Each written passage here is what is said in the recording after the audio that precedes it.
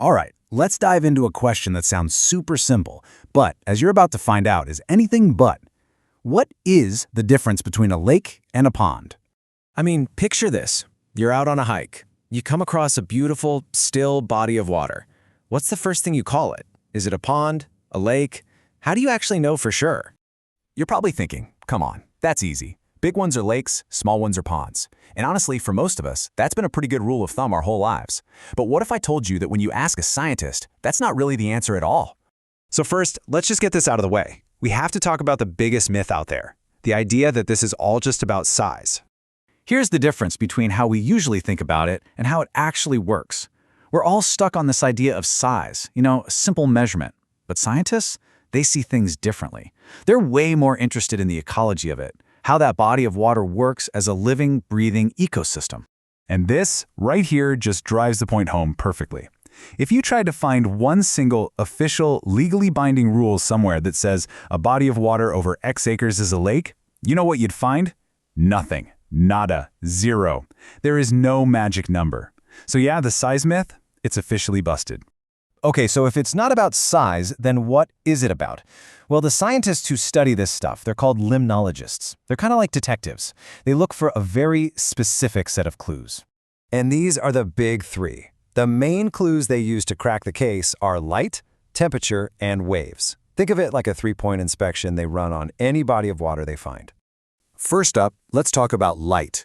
This really comes down to something called the photic zone. And don't worry, it's not as complicated as it sounds. It's just the part of the water that gets enough sunlight for plants to do their photosynthesis thing. Now, in a classic pond, the water is usually shallow enough for sunlight to hit the entire bottom. That means plants can grow all the way across. But a lake, it's so deep that the bottom is in permanent, total darkness. Okay, clue number 2, temperature. You've definitely felt this before. Ever jump into a lake on a hot day and just a foot or two down, the water is shockingly cold? Well, that's a real phenomenon called thermal stratification. Deep water, like in a lake, separates into these distinct temperature layers that just don't mix. A pond, on the other hand, is usually too shallow for that. Its temperature is pretty much the same all the way from the top to the very bottom. And the final clue is wave action. Think about it. For the wind to kick up some real waves, it needs a pretty big, open surface to blow across. Lakes are large enough for this to happen. You can get waves that are actually powerful enough to shape the shoreline. But ponds? They're typically too small and protected. You might get some ripples, but that's about it. So we've got our three big clues: how far the light goes, how the temperature is layered, and whether or not you get waves. Let's put it all together. This chart is the perfect little cheat sheet.